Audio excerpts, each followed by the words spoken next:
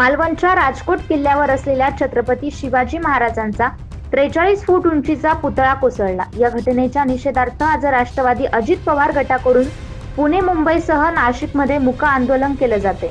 नाशिकच्या सीबीएस परिसरात असलेल्या छत्रपती शिवाजी महाराजांच्या स्मारकासमोर ठाकरे गटाच्या पाठोपाठ राष्ट्रवादी अजित पवार गटाच्या वतीनं मूक आंदोलन करण्यात आलं।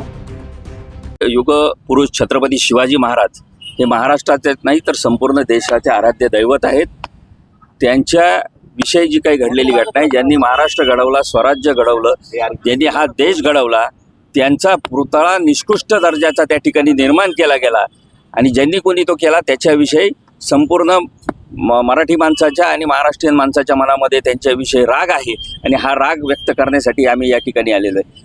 आपण विचारताय की सत्ता आहे, छत्रपती शिवाजी महाराजांसाठी अशा 10 सत्ता आम्ही वळवून टाकू, कारण छत्रपती शिवाजी महाराज हा विषय काही सत्तेचा नाही तर हा आमच्या आस्थेचा विषय आहे। आणि म्हणून राष्ट्रवादी काँग्रेस पक्षाची मागणी आहे की या ठिकाणी ज्यांनी या पुतळ्याच्या निर्मितीमध्ये सहभाग घेताना त्रुटी तयार ठेवलेल्या आहेत त्या सगळ्यांवरती कारवाई झाली पाहिजे, कडक कारवाई झाली पाहिजे। फास्ट ट्रॅक कोर्टामध्ये त्यांच्यावरती खटला चालवून त्यांना जबर शिक्षा या ठिकाणी झाली पाहिजे।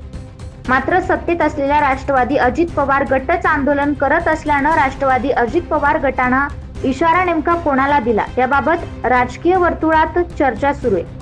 या मूक आंदोलनादरम्यान यावेळी राष्ट्रवादी अजित पवार गटाचे नाशिक जिल्हाध्यक्ष रंजन ठाकरे यांच्यासह पदाधिकारी, कार्यकर्ते मोठ्या संख्येने उपस्थित होते। 9 न्यूज महाराष्ट्रासाठी प्रतिनिधी अमर सोळुंके।